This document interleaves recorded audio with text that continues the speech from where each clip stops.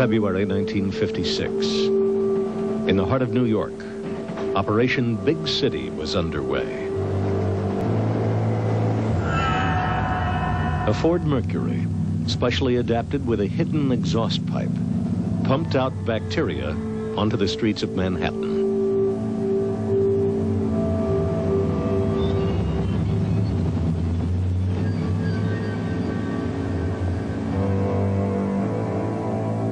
Undercover agents entered the city's subway system, their cases equipped with tiny motors, which covertly dispersed the bacteria Bacillus globuli. 10 years later, the Army returned.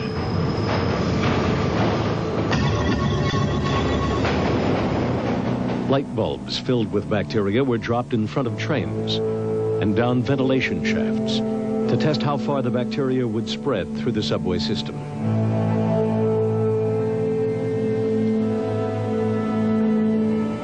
For years, these public experiments were kept secret from the citizens of New York.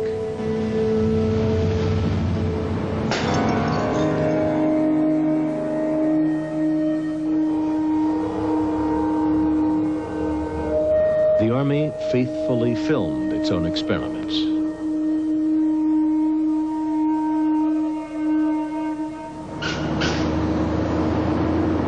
This Washington, D.C. bus station was the site of another secret test. 30 similar trials were conducted at public locations all across America. One of the earliest experiments had fatal consequences. In 1951, the Army sprayed the bacteria Serratia marcescens over San Francisco.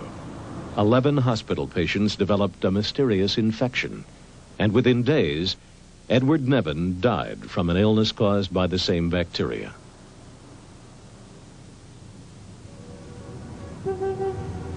In 1953, CIA employee Frank Olson leaped through his bedroom window on the 10th floor of this New York hotel. 9 days earlier, a fellow CIA scientist had secretly spiked his drink with LSD. It took the government 22 years to acknowledge its role in Frank Olson's death.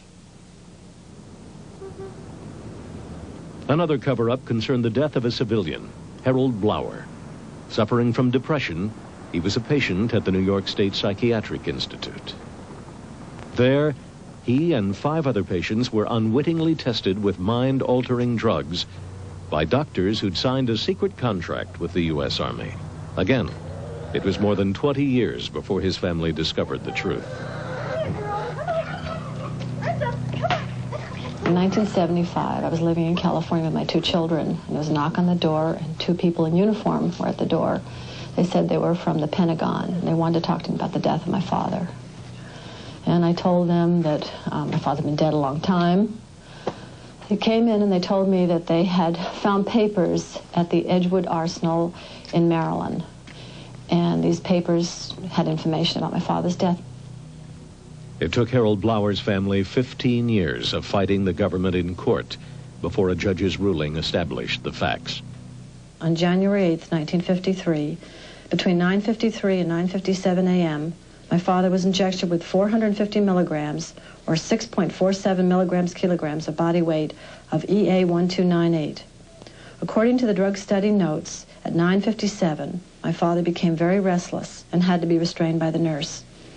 He began sweating profusely and flailing his arms wildly. At 10:01, he pulled up in bed, his body stiffened, his teeth clenched, and he began frothing at the mouth. Similar reactions continued for over an hour. My father was still talking and moving his legs randomly at 11:05. Finally, at about 1.5 hours after the injection had begun, my father lapsed into a coma. He was pronounced dead at 12:15 p.m.